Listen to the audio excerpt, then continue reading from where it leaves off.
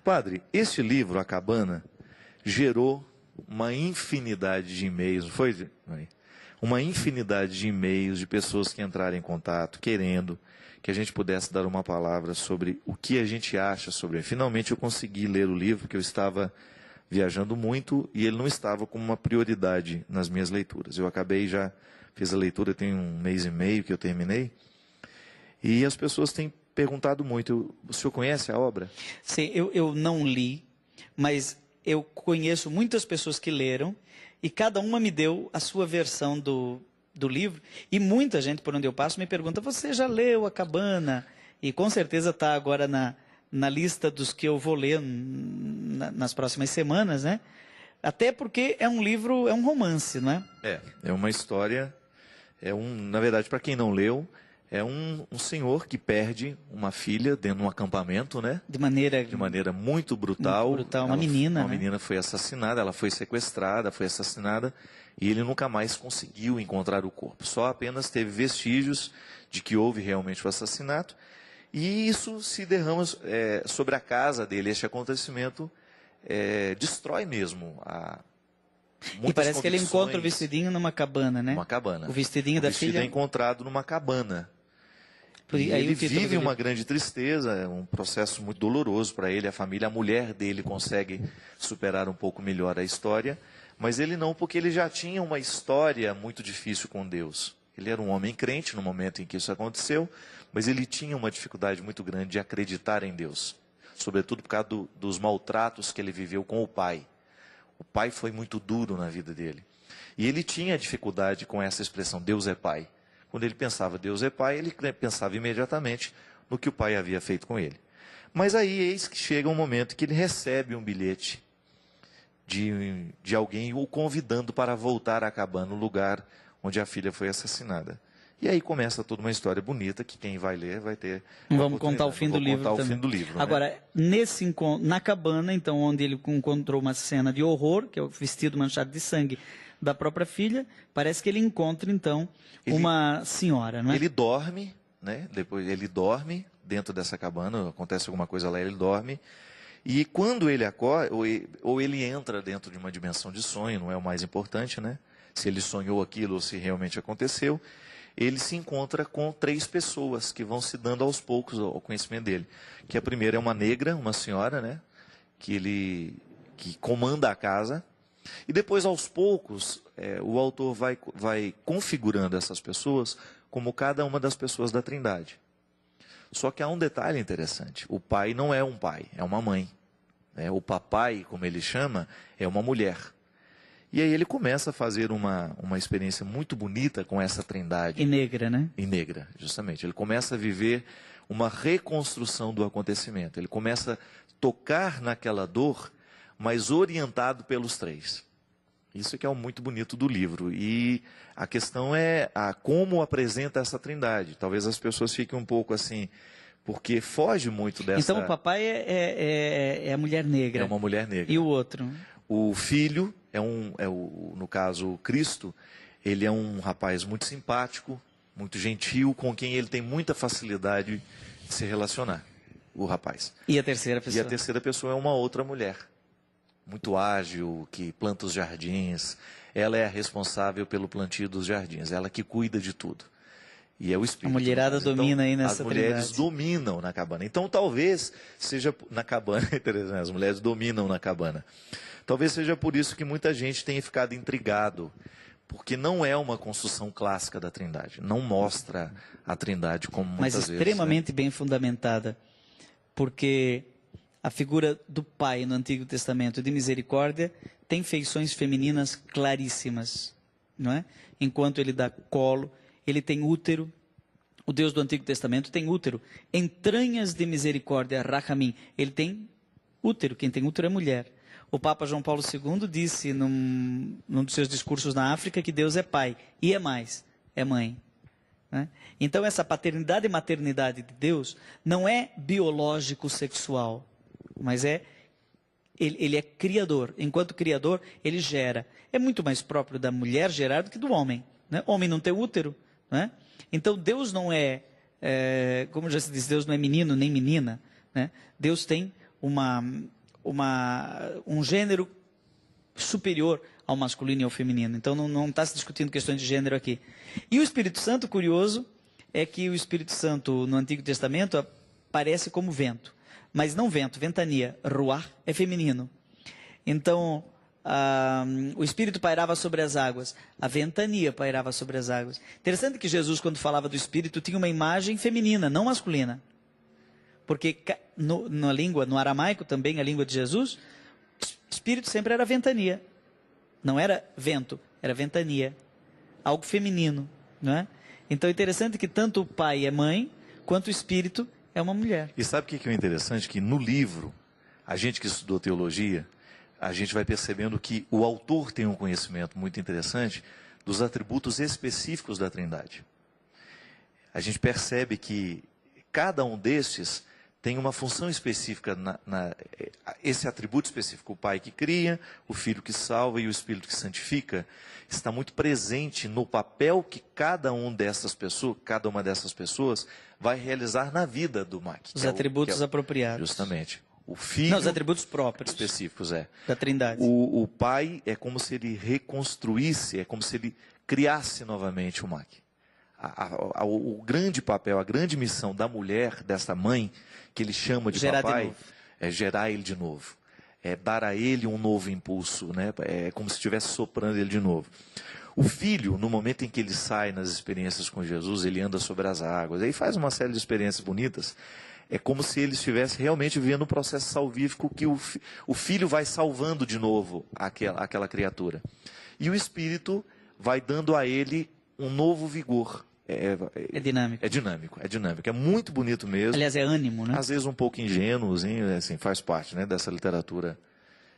Tem um pouco de ingenuidade também, umas coisas que parecem ingênuas, mas que tem uma identificação muito direta com o povo. Não é um livro que faz mal. O que a gente precisa tomar cuidado é que o autor, ele não está escrevendo teologia. Precisa tomar essa distância, né? Nem tudo o que ele diz está de acordo com o que nós acreditamos da Trindade. Agora, é uma sugestão bonita do que Deus é capaz de fazer na vida de uma pessoa.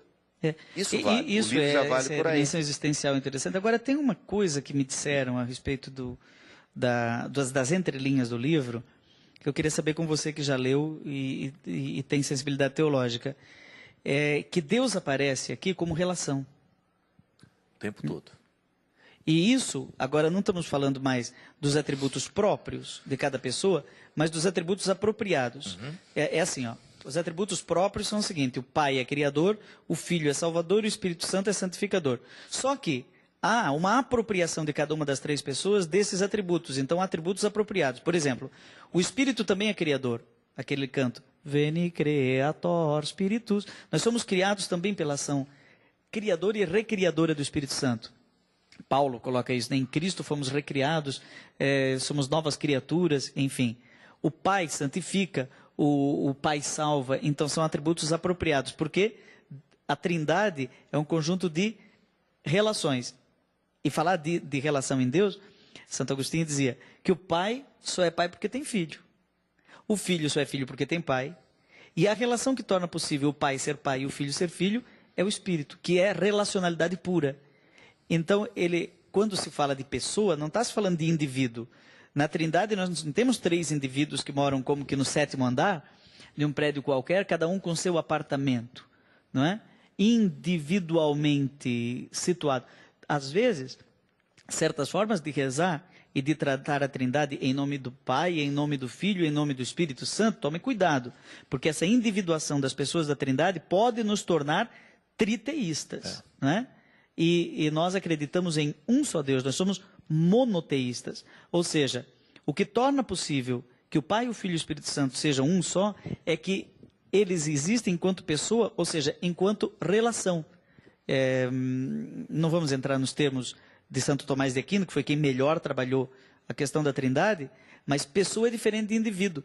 Pessoa é relação pura. Deus é relacionalidade pura. Então, o Pai é Pai porque tem Filho, o Filho é Filho porque tem Pai, e os dois têm uma relação entre eles que é o Espírito. E o autor, ele tem essa sensibilidade de mostrar esse Deus que é relação, porque tem um determinado momento de uma cena em que ele está sentado à mesa com os três e ele tenta entender isso.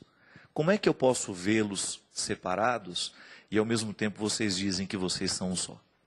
Então, é esse momento que eu estou dizendo que há uma sensibilidade teológica do autor em demonstrar os atributos específicos, mas sem perder essa unidade, né? Justamente. Essa Ele não mostra este Deus compartimentado, não. Ele não, em nenhum momento, ele incorre nesse erro. Então, é muito interessante por isso. É claro que é uma proposta de superação. O objetivo é muito mais mostrar a superação que a pessoa pode viver no momento de uma dor, de uma grande decepção, e que o quanto Deus é vítima também do próprio acontecimento. E porque a grande questão é, se você é o Todo-Poderoso, por que você permitiu que a minha filha fosse brutalmente assassinada? Onde é que estava você no momento daquela tragédia? Porque a grande questão do livro é essa. Como eu posso reconstruir a minha fé em Deus, que Deus é amor, que Deus é misericórdia, se eu tenho que carregar dentro de mim esta certeza de que você não evitou a morte da minha filha como eu acreditava que você poderia ter evitado? Esses paradoxos são tão complicados, né? Deixa eu ser aqui um pouquinho picante. Nós somos imagem dessa trindade, né? Então, se Deus é relação, são três pessoas em estado de relação quase que pura, né? Relação pura, sem individuação absoluta, né? Então, eu também, enquanto sou reflexo de uma trindade, não posso viver enquanto individuação pura. Eu não me basto. Se eu me bastar, se eu for indivíduo absoluto, eu comecei a morrer. Então, como diz Ortega y Gasset, aquele filósofo espanhol, eu sou eu mais minhas circunstâncias. Ou seja, eu sou um pedaço do Fábio agora. O Fábio é um pedaço de mim.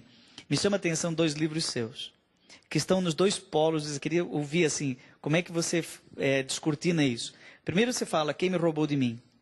Que dá a impressão de que é um apelo à minha autonomia, à minha individualidade. Você tem que ser você para você poder se dar. Essa é a sua tese no livro. De repente você lança Carta entre Amigos, que é relacionalidade pura. E não aparece sozinho mais na capa. Escreve um livro com alguém. Você faz um programa de televisão sozinho, de repente você me convida e nós 2 estamos intercambiando ideias. Como é que essa coisa da... Também é o Fábio Uno e o Fábio Trino. Claro. Né?